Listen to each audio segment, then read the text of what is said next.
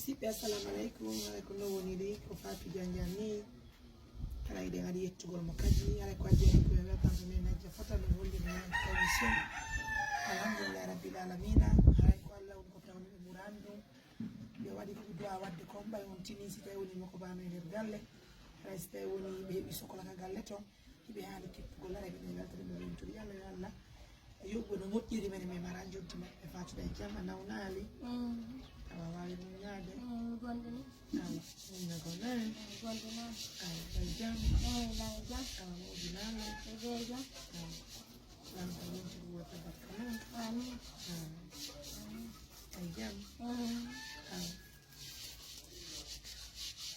kono ma yatorla na kono ma yatorla ko mi yeti on ka hono yinta woni mi ya mi te to kala go bam wala bobo yiɗatani awa jeki ko nani jeki ɗo ma alago ɗo ɓe alago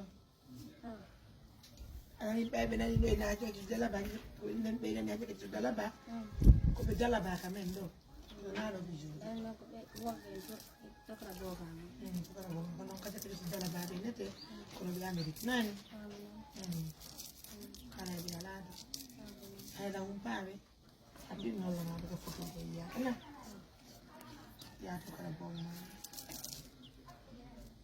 kono mi yewti ka hanki ɓe an ɓe wullato ɓe wulla nani bay wote wultane kada yamande kadi ne do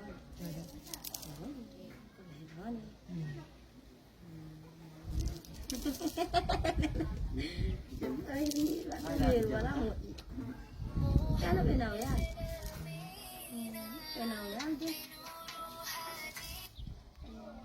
Allô? on va marquer la vie mesdames et messieurs comme vous le voyez merci à tous inchallah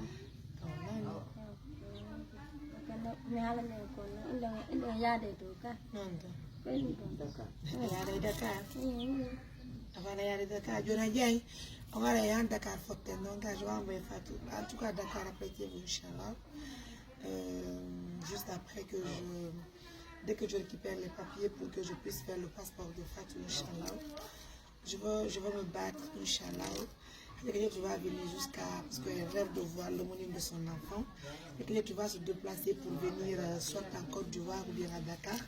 Moi je vais aller avec Fatou Diandiane jusqu'à Dakar même si c'est pour 3 à 4 jours je vais faire avec elle à Dakar et puis je vais revenir avec elle. Bon Macron on peut confier son enfant et puis le Macron comme il y a donc et puis je vais aller avec elle pour 3 à 4 jours inchallah. D'accord? Ça va. Donc, mesdames, messieurs, comme vous le voyez, c'est pour très bientôt que je vais voyager avec Fatou. Elle va aller voir l'homonyme de son enfant. Elle est très souriante. Il a mouillé photo maintenant, sinon elle a trop pleuré, franchement. Mais ça va, elle va récupérer petit à petit. Elle a besoin de l'amour de tout le monde en ce temps. Ce qu'on en a besoin, c'est de l'approcher, de la faire comprendre. Oui, elle a besoin d'une soeur, elle a besoin d'une maman. Voilà. Vous voyez ce matin.